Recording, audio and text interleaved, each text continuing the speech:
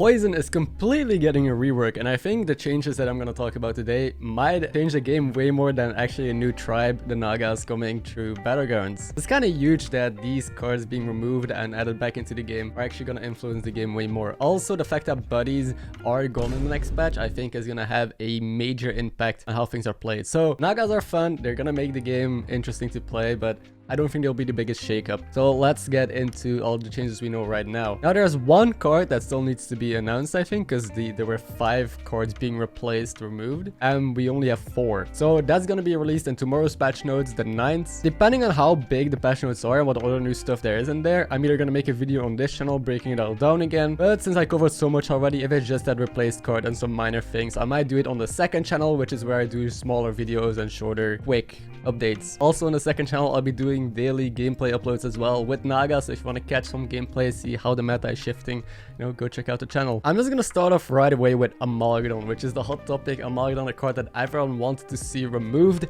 It is gone, but of course it has to be replaced with a different card, and that is Manted Queen, Tavern 6 5/5 neutral. Poison. Start of combat for each of your minion types, gain +5/+5, win free, divine shield, or taunt. So first of all, I want to say that this is an improvement. I think this is good to get rid of Amalgadon, which just could be a perfect card, works with so many things, to instead have a neutral Amalgadon that doesn't actually adapt, but it readapts every combat. So you just have your 5/5 poison. You go into combat, depending on how many other tribes you have, it's gonna take and adapt into either win free, divine shield, taunt, or +5/+5, which early on, this is a great card. Early on, this is a big stat pile. This is going to be pretty good to have and triple into. It works on most boards. It doesn't scale though, so it's just more of a techie card. But in the late game, I think it's going to be really RNG dependent, and that's one thing I don't like. Like in the late game, win free you can only get once, divine shield you can get once, and taunt you can get once.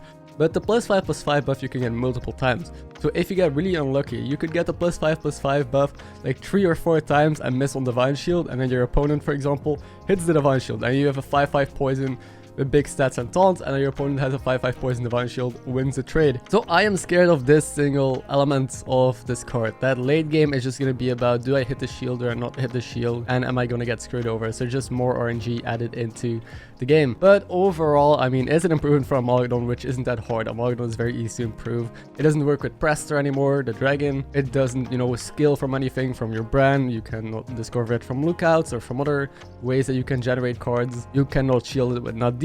So that's where I'm at right now. I think it's healthier for the game. It doesn't really just slam into any comp and you can build on it, but it is gonna lead to a little bit of RNG in the end game, whether or not you get that shield adapt, which is pretty huge. We'll see how it plays out, but I gotta point out the obvious here. That's what I do. Then Deadly Spore is the other poison being removed, the 1/1 neutral, and of course has to be replaced with another neutral that kind of has a poison effect to keep the game in balance.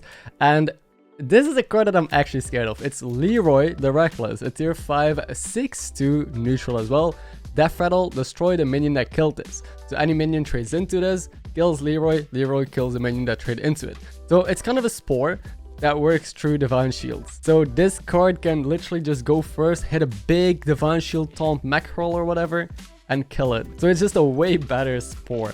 And I don't know how I feel about this. This is legit scary, because now you can't really play around this. If you have a big taunt or you module something, then people just play Leroy first and you're screwed unless you play multiple small taunts to try and counter it. But even then, if people have massive deflectabots taunt and an arm comp, that can't work because Leroy is just gonna take one of those out instantly. I feel like this is a card that everyone is gonna have on the board. Like, why wouldn't you? Any other card isn't better than this. If you triple into this, if you find it, why not buy it and play it? Because it trades with everything. Whether you scale up 100, 100, divine shield, cleave, win free, like it still trades 1-for-1 with Leroy. So I'm really scared this is going to be a must-have card that everyone has on the board, that because of how strong the effect is, how flexible. But that is my prediction. If I see a Leroy in 2 days when the patch goes live, I'll be picking it and I'll be playing it just because I know it's, I mean, one spot on the board that already trades 1-for-1 with my opponent. I don't need to invest stats and economy into anything else. I could be wrong about this because this is counterable with summon comps. Like if you play Juggler, for example, or Mechano Tank, or if you play a Mama Bear Beast, so you summon a bunch of beasts, or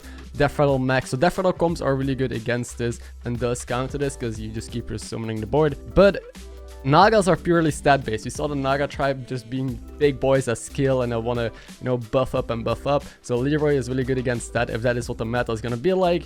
this is gonna counter it really well. So the meta has to adapt in order for Leroy to be good, or you have to try and play around it and transition in a different composition. That's all I can say, how to counter it, how it's really good. I will see where the meta is gonna go and how people are gonna try and play around this. Another 6-drop being replaced, seems like it's a lot of 6-drops, is Seafood Slinger, another card that was very problematic because you just golden any Murloc, get another triple discovery. And this is replaced with Myong Murkai, which is a Murloc on tier 6. Now for the tribe, it's an 8/5 at the end of your turn. Adjacent Murlocs triggered at battle cries. So, I mean, Murlocs don't really need another Murloc. Even if you don't have this tier 6 Murlocs, they're gonna play the same. You have your Brand, Lookout, Stefan, all that sort of stuff. So this is kind of overkill, but it's a nice addition, I guess. You can slap an 8/5 on the board and have even more scaling. This, if you put it next to the Begurgle and an Overseer or whatever, any buffs, it's just gonna trigger them. And apparently it works with Brand as well, so it's gonna double trigger them. Like, it's just kind of overkill, I think, for scaling. Murlocs is already one of the highest scaling tribes right now, so giving them even more resources, even though it's tier 6, they don't need it.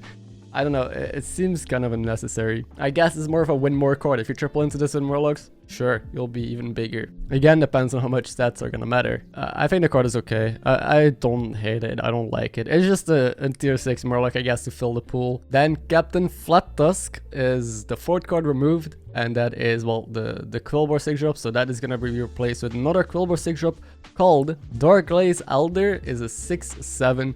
After you spend 4 gold to play a blood gem on 4 of any Quillbores. Now this is probably because the Quillbore gems are spells, and there's a lot of spell synergies with the spellcraft mechanics, so there's a lot of cards that actually make use of whenever you play a spell, and they probably thought that Flat Tusk was too strong there. Now I think this is a stronger version of Flat Tusk in a Quillbore comp, because now you play 4 gems for 4 gold spent. You don't get 1 gem. Now you don't get to choose where you play it, but I mean, let's say you have an Agam, let's say you have Dynamic Duo, you just get way more value from, for example, Dynamic Duo scaling. Again, if stats matter, your Dynamic Duo is gonna scale up way better with this. You're just, yeah, gonna scale more in general. If you have a boar, this is basically like a better Chalga. Chalga gives you at the end of the turn, I guess, 6 blood gems, right, on everything on the board.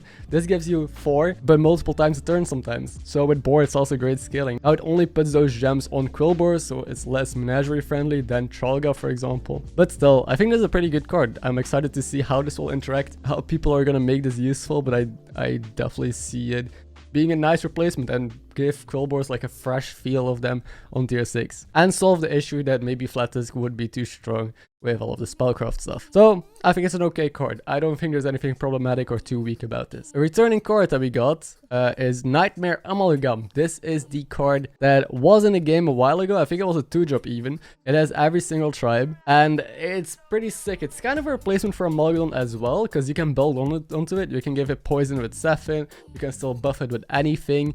It's all tribes, so I think it's a really cool card that you will still see on most boards. Like, we're really gonna have a menagerie meta. A lot of things point towards you wanting to have multiple tribes on your board. So that is pretty sick. Yeah, I think it's just gonna be a must-have on most boards, just because it has so many possibilities and you can enable any late game transition as well still. You can give it advantage shield, you can do anything with it.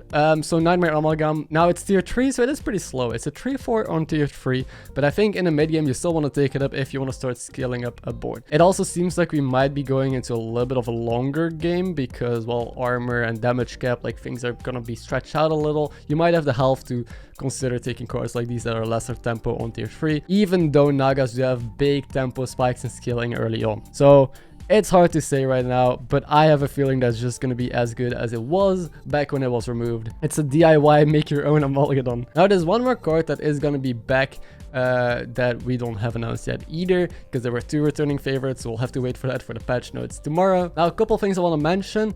Stefan is still in the game. Now there's one card that needs to be removed still and replaced, but if that's not Stefan, it's going to be kind of problematic because that's still a card that is going to be enabling a full board of poison. Like, anyone can still triple into a Stefan or find it and give an entire board poisonous, which isn't healthy for the game. Like, the concept of poison is reworked. I think they did a great job with the Amalgadon rework, or a decent job at least. I'm still a little bit worried of the RNG. The Spore, I don't know, that feels like overkill. Like, the new one that we got is just super strong. Yeah, Stefan needs to be addressed still. I think giving poison with advantage is just gonna be too oppressive still. A free board switch, and Murlocs is still gonna be that super important tribe to have in a lobby. If you don't have Murlocs in a lobby, it's gonna be like, oh shit, this full poison transition is out, and now you only have the neutrals on tier 5 and 6. Like, one thing I want to point out as well is that the Leroy is a neutral, so it's kind of bad to have Leroys on the board, and then the 6 drop as well, because the 6 drop is going to get less adapts or less chances to get a divine shield on it, so you actually don't really want to play too many neutrals with that 6 drop. So it's kind of interesting how they do counter out each other. I think that's a really cool way to balance it. Another card that maybe could be looked at is Prester. Everyone's been complaining about this. Now, Amalgadon was the big offender, so Amalgadon not working anymore with a Prester is good, but it's still a really ridiculous card. Like, you can just get a high attack Chroma Wing on the board and then get it through any divine shields to kill something, or even with just a dragon endgame, having that Prester just be able to destroy mechs like for free is stupid. I think the card still enables too much counter play, and there's no way that you can try and counter it most of the time. I've talked about it previously, so I'm not going to go too in depth anymore. There's other cards that could be looked at, like Trickster is still a really insanely good one drop that I wouldn't mind seeing changes to as well. Bran, a lot of people have been complaining about Bran because Murlocs are still relatively the same with how they play. Yeah, I don't know. Flurgle is still gonna be nuts. We'll see. I'm gonna cut the video short here. Thank you for watching. Hope you enjoyed this little breakdown of how things are gonna change with the new patch, and hope you have a good day.